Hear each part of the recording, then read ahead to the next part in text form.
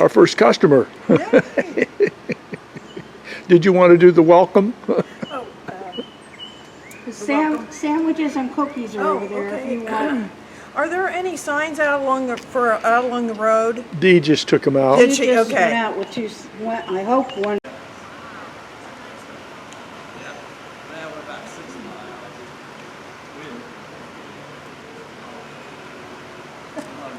Just close enough, 5 or 10 minutes to get there. Okay, I'll put a check mark. Bob Babian. I was getting there.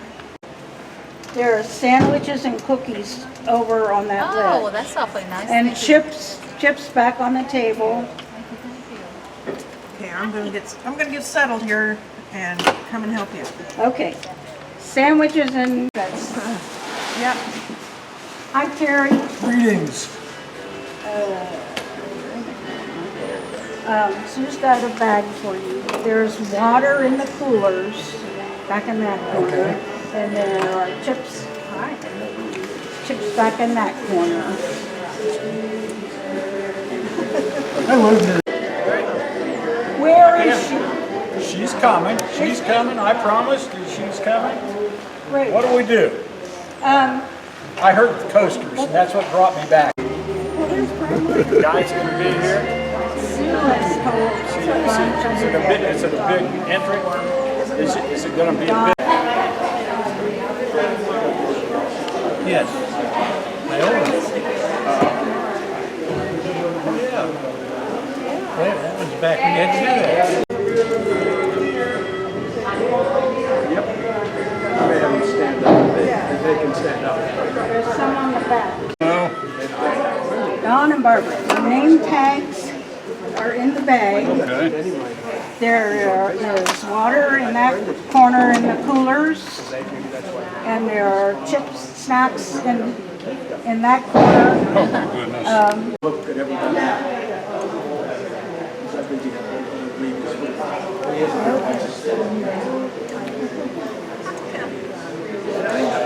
And again, he's going hard. Yeah. I was wondering where the restrooms were. I've been driving for 2.5 hours. Down that path and to the right. Thank you. Yeah, I have 3 hours, so I get about a 4-minute warning instead of 2. I understand that one. How are you? I'm well. How are you? Good. Very good. Thank you. Thank you. You also.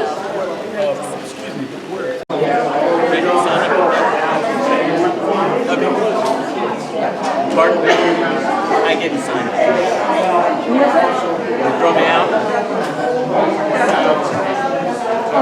Well, you got sunglasses on. Hold on, Crystal. Your name tags are in the bag. There's cold water in the coolers in that corner. Snacks on the table in that corner. And welcome. Don't get it. Your name tags are in the bag. That's Larry. There's cold water in the coolers in that.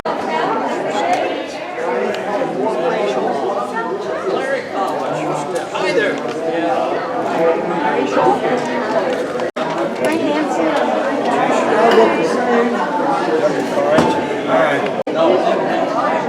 Your name tags are in the bag. There's cold water back in the coolers in that corner. Snacks on the table in that corner. And the bathroom.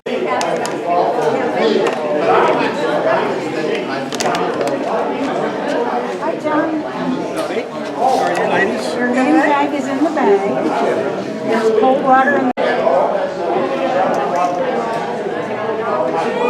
Hi, Dave. Your name tag is in the bag. Okay. There's cold water in the coolers in that corner. Okay. Snacks on the table on his bag.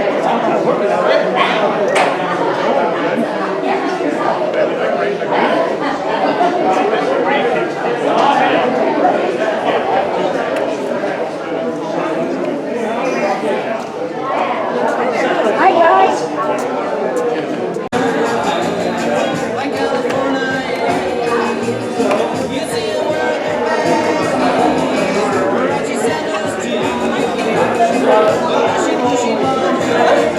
I think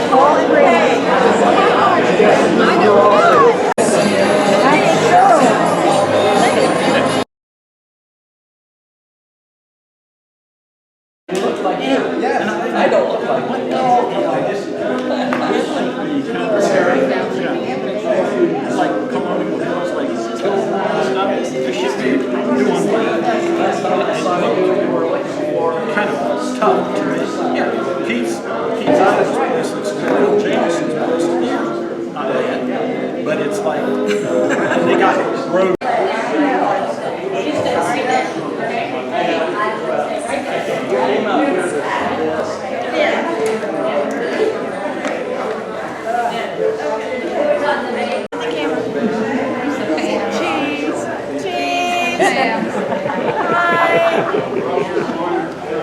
I'm that crooked Sensenbrenner mayor in Columbus for this part.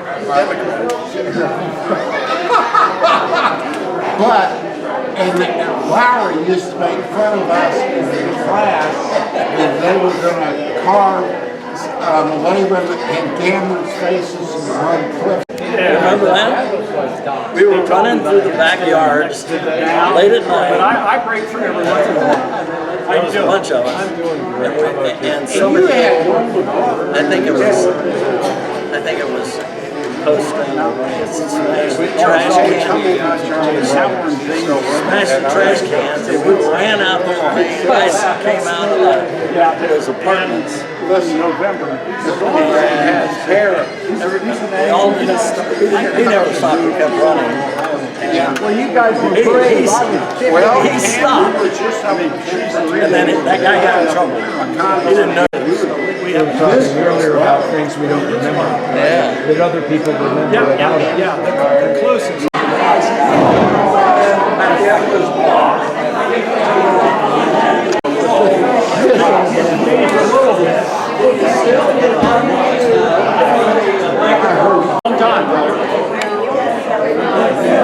We might have been at a reunion, but I don't think we ever communicated. Yeah, I had said something to you, but it was very quick on the one that was on High Street just a few years ago. Hey, damn it, my goodness. Yeah, Doug Hoover. He hasn't got his name tag on yet. I got good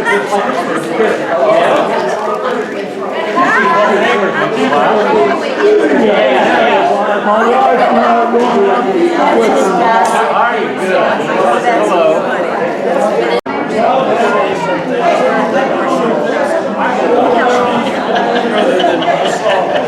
Abraham Lincoln. Right.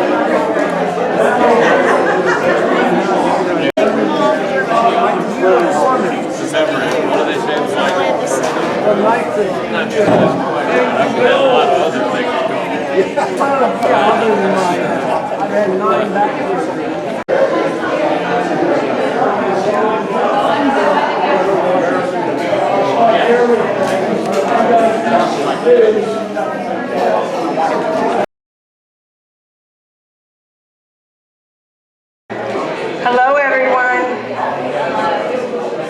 Everybody, Hello, everyone. your attention, please. Find a seat so you can hear. Okay, it's fabulous seeing so many of my Worthington High School class of 1965 classmates. Can you believe it's been 60 years? But here we are. And on behalf of the reunion committee, I just want to, okay. I want to welcome each and every one of you and thank you for coming. This is truly a wonderful and memorable day. Planning for this day was fairly easy as the committee learned about 10 years ago that you really want to just get together and talk. You don't want to go to a fancy restaurant or any kind of an affair like that. So just being together is what you want to do. So this park setting seemed to be a no-brainer. I do want to recognize all the committee members who I have been lucky enough to work with the last 10 years.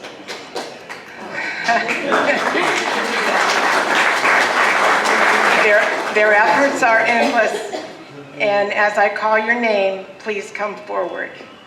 Elaine Grossman-Chrisman,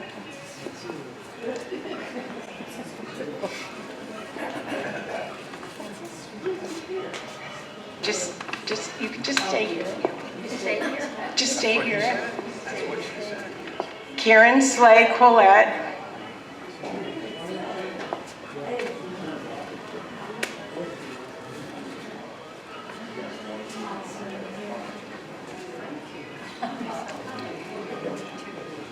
Sherry Smith Robtar. She just went down the path. Oh, okay. Sue Snoffer Melvin.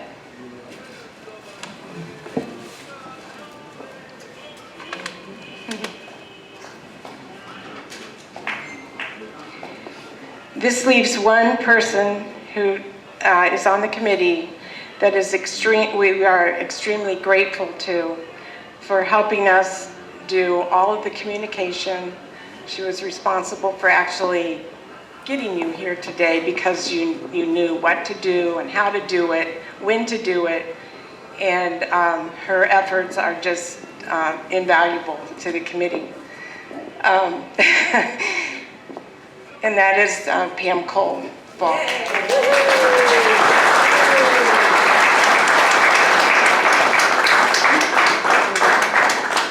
Yay, Pam! There is just one more person that the committee would like to recognize before we move on. Does this look familiar to you? Does this look familiar to everybody? Okay. Molly Insko started the reunions. I think she started at 5 years and did the reunion every 5 years until 2015. At that point, she asked me if I would help, and I couldn't tell her no. How do you tell Molly no when she had worked so hard for so many years and given so much time and effort? So she has moved to New York, but we keep her busy every reunion time because she's very willing to continue doing the envelopes for us. And she and Pam have a system worked out, and therefore she's able to keep doing that for us. And when we get this envelope, we know it's reunion time, and that's exciting. So we're very grateful to her, and we begged and pleaded to get her here, but she said she's not able to travel. So this is a Wind spinner that we're going to mail to her, along with the bag of her goodies also, for all of her efforts, for all the years that she's been helping us. So, I think, okay.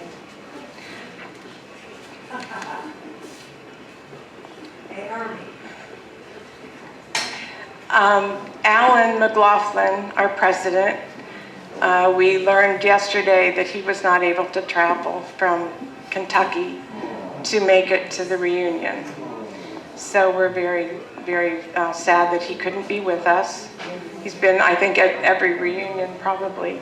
I know I missed a few, so I'm not sure, but I'm sure he was at every one, and it's too bad that he couldn't come to this one. So we're thinking of him, and I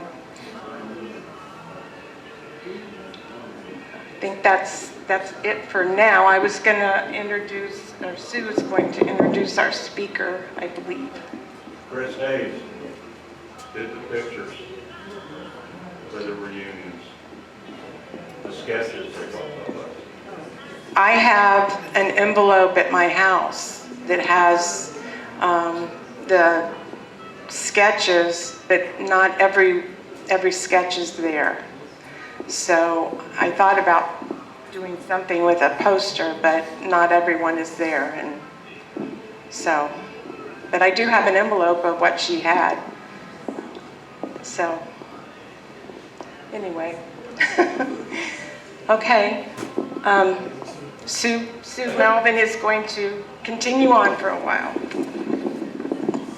Well, we're going to get a dual use out of Brad today because he's going to introduce the veterans. That was very important to Alan, so we want to make sure that we just wish he was here. But at any rate, everybody knows Brad.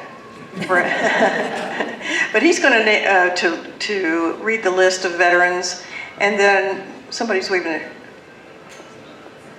Oh, I thought that was... anyway, he's going to read the list of veterans, and if you are here, raise your hand because we have a little flag for you.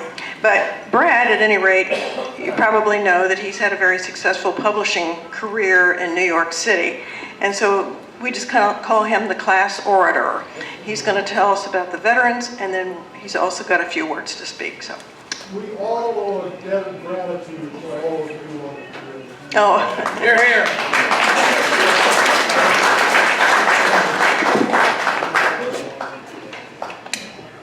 I can put this up here, like that. Get my hands free. So we begin with the vets, in whom we are very proud. We always have been, and so I'll read them alphabetically.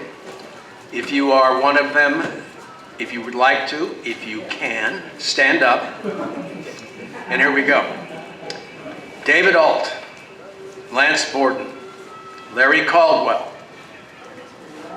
There he is.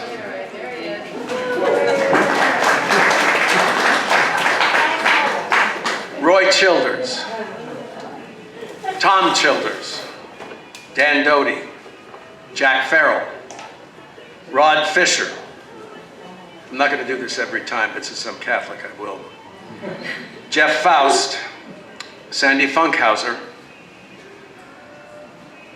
Bruce Gaddis,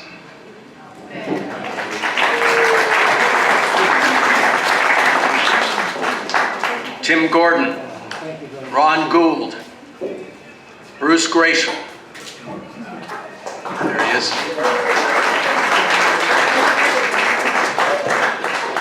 Don Hamilton, Randy Headley,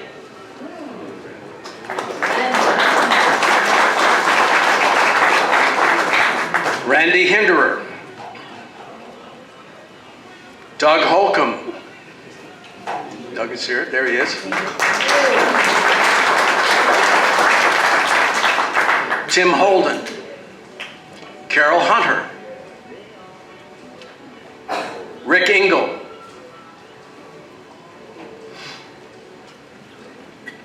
Scott Insco, deceased, Roger Kirk, Karen Nost, Paul Creedy,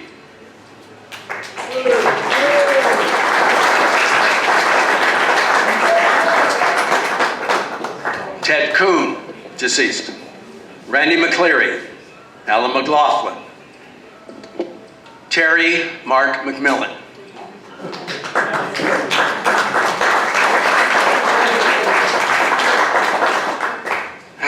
This one hits me hard.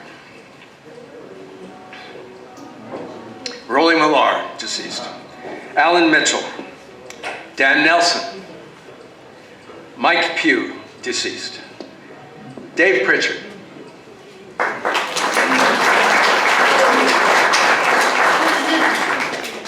Ned Reddick, Ed Reed, Billy Russell, John Schertz, Charles Scott, Steve Severance, Dick Shoemaker, Doug Smith,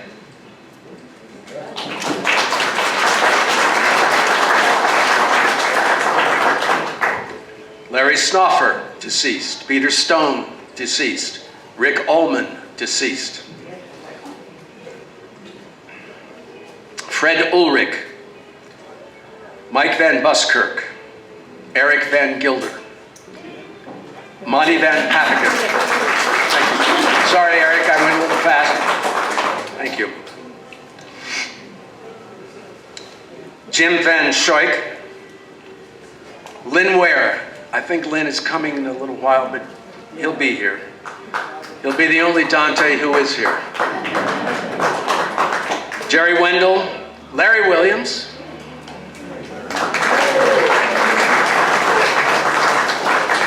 Paul Winter, Bolko Zimmer. I saw him on the list, yeah. And Pete Zeidema.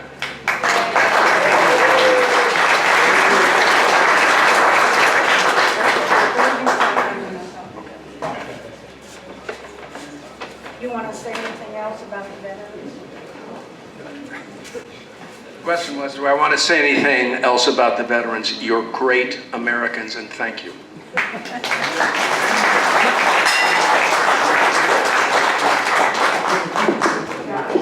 I just have a few words. Let me take this off.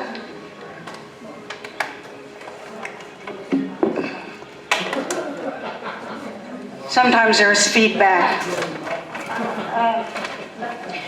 If I could have Dee up here for a minute. She's our head cat wrangler, our cat herder. And I want to thank her for everything she's done to get our committee together and work so hard. So, and it's not gift wrap because I would have had to go all the way upstairs for it.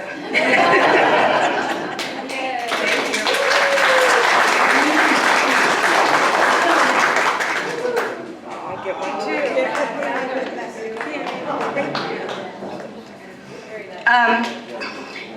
Alan had sent Sue a whole box of the Acropolis books.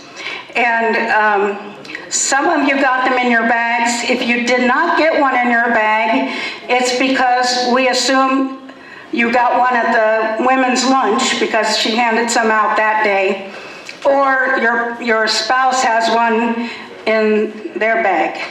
So if you didn't get an Acropolis between the two of you and want one, we do have a few extra, just a few, but see me afterwards.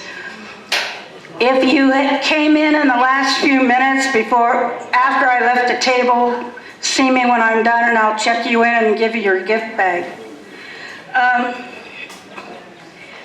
I want to thank all of you who donated extra money this year. We had so many donations. That's one reason why we could keep the price where it was, even though the price of everything else has gone up. And to supply the nice dinner we're going to have. So those of you who sent extra money, thank you so much. I keep hounding the local guys.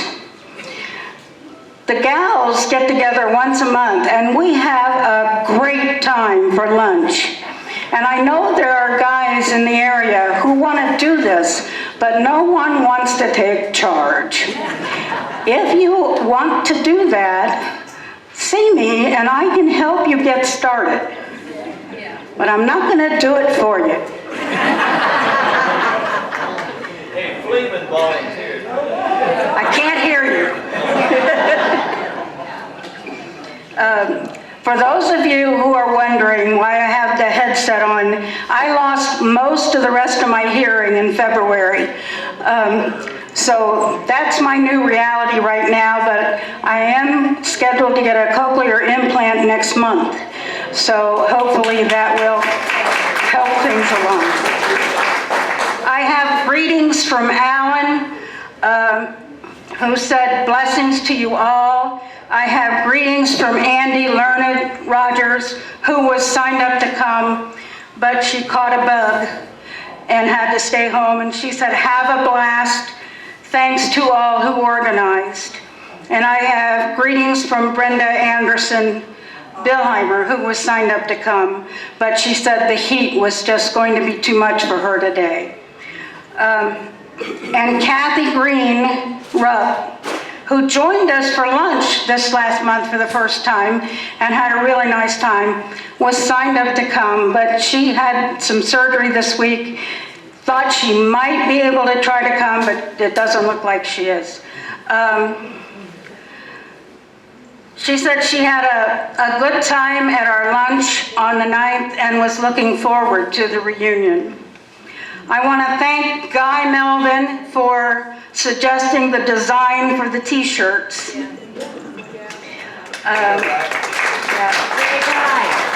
And if you have photos from today, I'm sure you can send them to Sue Snopper Melvin for her Facebook page, if you want to do that.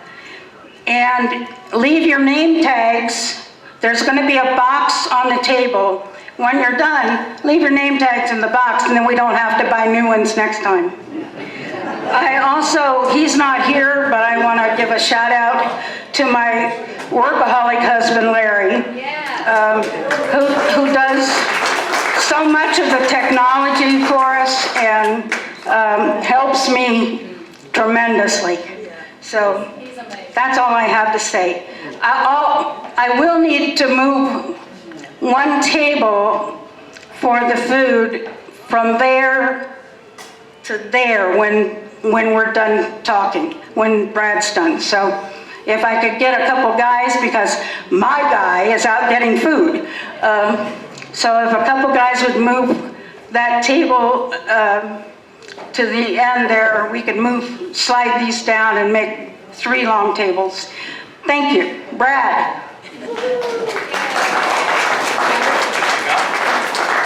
You want this? I need that. You do? Thank you. I'll wait till you get it on.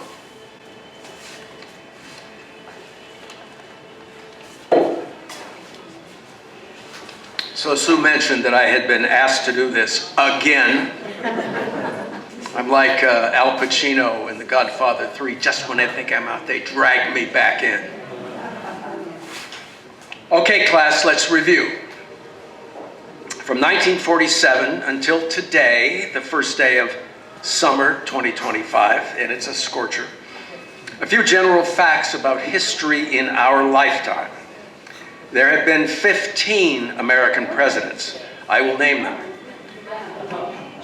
Harry, Ike, Jack, Lyndon, Tricky Dicky, Jerry, Jimmy, Ronnie, George 41, Slick Willie, George 43, Barack, Donald, Joe, and Donald the sequel. There have been just 8 popes. I won't mention them because I'm about the only Catholic here. 3 British sovereigns have ruled. George VI, people forget about him, Elizabeth II, and Charles III. Now, in the year of our birth, the Cold War began. Jackie Robinson broke the color barrier in baseball, and the State of Israel was created. The best years of our lives won the 1947 Oscar for Best Picture, which was a kind of tribute to our parents' generation. Besides all of us, David Bowie was born, as were Farrah Fawcett, Dan Quayle, David Letterman, O.J. Simpson, Meatloaf, not the food, the rock star, and many, many others. We were, after all, born in year 2 of the baby boom, which was another kind of tribute to our parents' generation. Okay, let's jump ahead now to our days at WHS, 1961 to 1965. 61 was memorable for the success of the Buckeyes in football, and then the infamous decision by Ohio State's faculty council to prohibit the number 2 Buckeyes from playing in the Rose Bowl because it interfered with the players' prep for something called exams. Well, one might actually feel nostalgic about that because it was the last time any institution of higher learning asserted its academic muscle over its athletic prowess. But don't worry, it will never happen again. Ben Casey premiered on ABC. Sam Jaffe intoning man, woman, birth, death, infinity. Eisenhower moved out of the White House, and speaking of Catholics, Kennedy moved in. As the joke had it then, JFK sprained his ankle entering the Oval Office when he tripped over the Pope's luggage. Alan Shepard became the first American in outer space. In Liverpool, England, a quartet called the Quarrymen appeared at the Cavern Club for the first time under the new name they decided to adopt, the Beatles. Trust me, that's all that happened in 1961. 1962, JFK approved the disastrous Bay of Pigs invasion, which led to the Cuban Missile Crisis, a very tense 13-day standoff between the US and the USSR. Oh, and speaking of JFK, Marilyn Monroe was found dead in her California home. Anyway, the Cuban revolutionaries took a big hit. America's sexual revolutionaries were just getting started, and a revolution in music was happening, thanks in large part to those former quarrymen. And believe me, nothing else happened in 1962. 1963 saw the first serious escalation of American advisors in the ongoing Vietnam conflict, as we called it then. The Kingsmen recorded Louie Louie. Dr. King wrote his letter from Birmingham jail, and a few months later delivered his I Had a Dream speech. I have a dream speech. And then on November 22nd, 1963, well, you remember what happened that day. That's all I recall about 63. In September 1964, our senior year began at WHS. The Beatles appeared on the Ed Sullivan Show. Cassius Clay upset Sonny Liston to become the heavyweight champ. The war in Vietnam escalated, and the first anti-war marches happened in New York and San Francisco. LBJ signed the Civil Rights Act. Dr. King won the Nobel Peace Prize. So much for 64. In 1965, My Fair Lady won big at the Oscars. Medicare was created. Yes. In Operation Starlight, American troops successfully routed a Viet Cong stronghold, and LBJ bumped up U.S. personnel in Vietnam from 120,000 to 400,000. A Charlie Brown Christmas debuted on CBS. And in June, we all received our diplomas. And that's pretty much all that happened while we were in high school. Oh, and the world population in 65 was 3.4 billion. Today, it's 8.2 billion. All right, I'm being flippant because I don't really get too serious. But we have all witnessed some serious events between Truman and Trump. Here at home, around the world, and in our personal lives.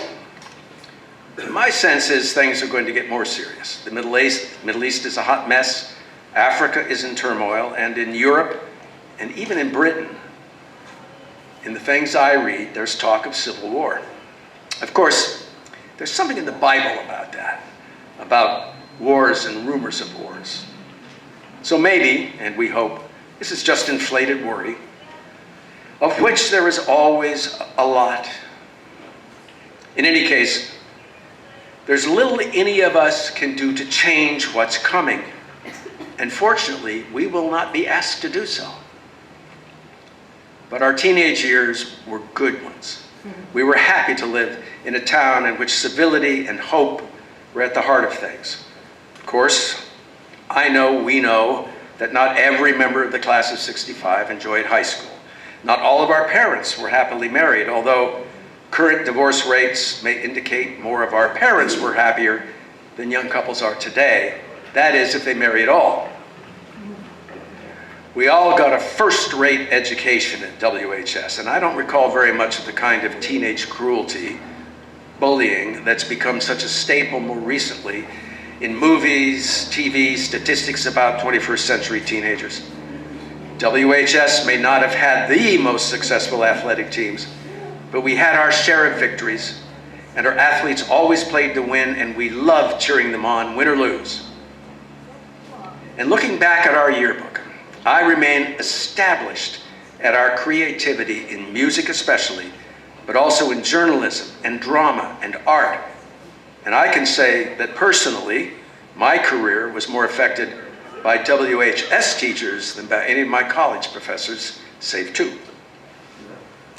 As we interact today, we'll catch up on careers and travel and children and grandchildren, and surely reminisce about the highs and lows of high school. And yes, we'll probably do the organ recital.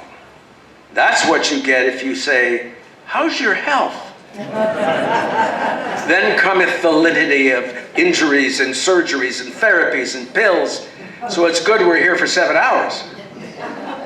Well, I will mention that I've got a new right knee that doesn't work very well. It tends to jerk spasmodically on the accelerator when I'm driving.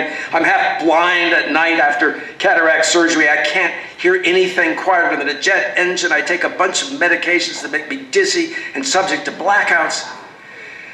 But I'm happy to say I just renewed my driver's license. Look, I've got no better advice to give anybody, and this isn't a commencement address after all. But here goes. Spend your damn money. That's what our main financial advisor told me and my wife a few months ago, and I will add, of course, live within your means. Set aside money for your children, contribute to the grandkids' college funds, or their first home purchases, and give to charity until it hurts, although it rarely ever does. But enjoy the life you've earned the right to enjoy. So by now you're all wondering, will Brad never sit down and shut up? Let him quote Shakespeare and be an end of it. So here's a bit of Sonnet 104, also known by its opening line. To me, fair friend, you never can be old. I've made some chronological amendments, the number 60 for the number 3. 60 winters cold have from the forests shook 60 summers' pride. 60 beauteous springs to yellow autumn turned. In process of the seasons have I seen 60 April perfumes in 60 hot Junes burned, since I first saw you fresh, which yet are green.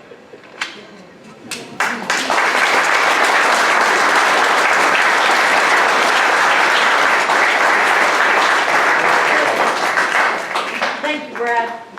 My pleasure. Sure. I need my remote.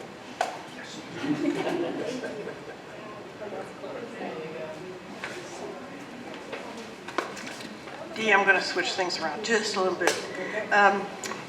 You know, when you have reunions, you always want to know who's changed the most, who's got the most kids, who's got the most grandkids, who's been married the most times, you know, all of those things. John Gill says he's going to be the most changed, but it looks great to me. So, but anyway, the one thing that's fairly innocent that we can find out about, not to make anybody feel guilty, but who came the furthest? Lizzie Brandt was supposed to be here. She had communicated with us a couple of times, and clear up until last night. She came from Washington, but she's not here. Washington State. Washington State. Anybody from Florida?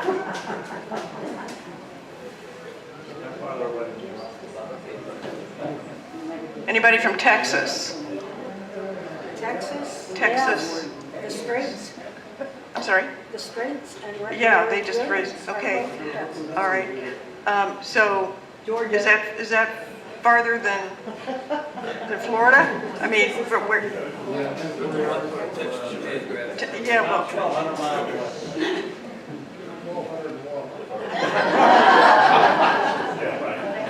Okay, so what is that in mileage? Give me mileage.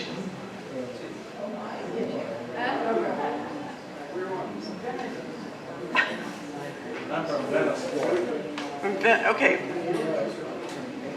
I mean, we're talking about a tablet here, so, you know. All right, you guys decide how far we. That is 1,400 miles. 1,400? Ours is, in Texas, it's only 978. Oh, well. It'll take me 16 hours. Yeah. All right, who was that? Who was 1,400? And it's a different century. Thank you, Steve Jobs. All right, what? Okay, so who said 1,400? Bob Vivian. Bob? I travel 1088. Okay, we'll get you. Then you get the grand prize. Would you read all the names on that page for us? There should be 334 names on there. One last thing.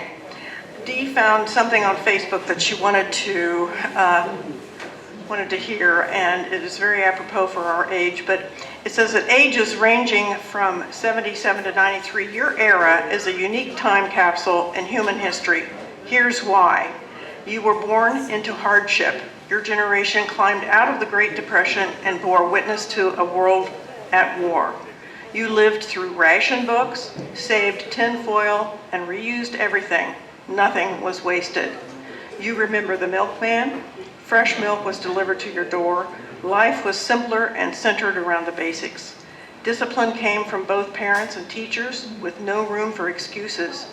Your imagination was your playground. Without TVs, you played outside and created entire worlds in your mind from what you heard on the radio. The family gathered around the radio for news or entertainment. Technology was in its infancy. Phones were communal, calculators were hand-cranked, and newspapers were the primary source of information. Typewriters, not computers, recorded thoughts. Your childhood was secure. Post-World War II brought a bright future. No terrorism, no internet, no global warming debates. It was a golden era of optimism, innovation, and growth. You are the last generation to live through a time when black and white TVs were cutting edge. Highways weren't motorways. Shopping meant visiting downtown stores. You remember getting on the bus and going down to Lazarus? Polio was a feared disease. While your parents worked hard to rebuild their lives, you grew up in a world of endless possibilities. You thrived in a time of peace, progress, and security that the world may never see again. If you're over 77 years old, take pride in having lived through these extraordinary times. You are one of the lucky 1% who can say, I lived through the best of times.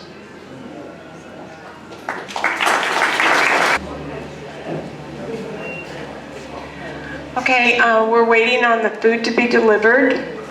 So as soon as that is set up, enjoy.